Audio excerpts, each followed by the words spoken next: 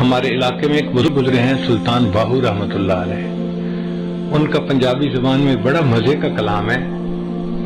میں ان کا ایک کلام سناؤں گا اور پھر اس کو میں اردو میں ٹرانسلیٹ بھی کروں گا. فرماتے ہیں جے ناتیاں دھوتیاں رب ملدا تے ملدا کمبیاں مچھیاں نوں. اگر نہانے دھونے سے رب ملتا تو مچھلیوں کو اور کچھووں کو رب مل چکا ہوتا. وہ تو ہر وقت ہی نہاتے رہتے ہیں. جے ناتیاں دھوتیاں رب ملدا تے ملدا کمبیاں مچھیاں نوں. جے ذکر کیتیاں رب ملدا تے ملدا کال کڑیشیاں نوں.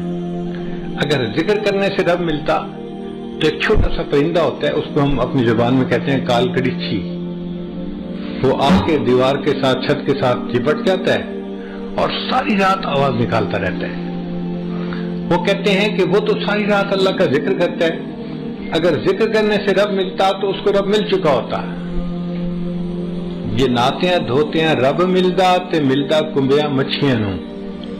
یہ ذکر کیتیاں رب ملدا تے ملدا کال کڑیچیاں نوں. یہ سر منایا رب ملدا تے ملدا بھیڑاں سسیاں نوں. ایک بھیڑ ہوتی ہے، سسی کی بھیڑ کہتے ہیں اس کو. اس کے پورے بدن پہ بڑے لمبے لمبے بال ہوتے ہیں لیکن سر کے بال اس کے بہت چھوٹے ہوتے ہیں. تو وہ کہتے ہیں کہ اگر سر منڈانے سے رب ملتا تو پھر اس بھیڑ کو رب مل چکا ہوتا. اس کے تو سر پہ بال ہی چھوٹے ہوتے ہیں. یہ ناتیاں دھوتیاں رب ملدا تے ملدا کمبیاں مچھیاں نوں. یہ ذکر کیتیاں رب ملدا تے ملدا کال کڑیچیاں نوں. یہ سر منایا رب ملدا تے ملدا بھیڑاں سسیاں نوں. یہ جتیاں ستیاں رب ملدا تے ملدا دانداں کھسیاں نوں. اگر پاک دامنی کی زندگی گزارنے سے رب ملتا تو جو امپورٹنٹ بل ہوتے ہیں وہ تو فیمیل کے کاب سے جا ہی نہیں سکتے، ان کو رب مل جاتا. وہ تو خصی ہوتے ہیں، ان کو رب مل چکا ہوتا.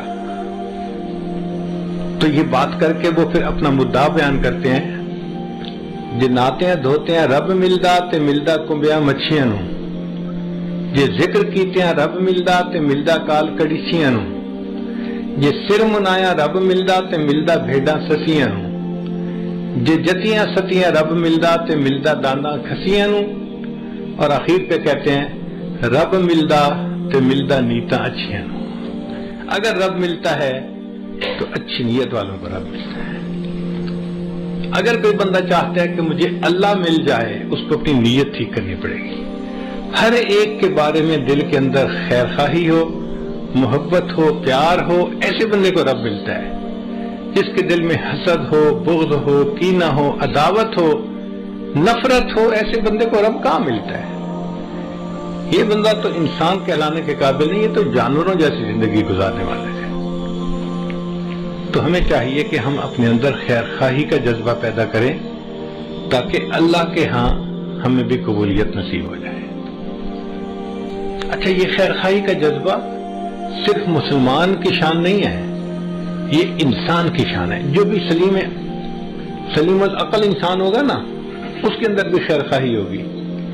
ہم نے دیکھا کئی مرتبہ کافروں کے اندر بھی خیر خواہی ہوتی ہے، چونکہ وہ انسان اچھے ہوتے ہیں، گو ایمان سے محروم ہوتے ہیں، مگر ایز بائی نیچر انسان اچھے ہوتے ہیں تو وہ بھی خیر خواہی کو پسند کرتے ہیں.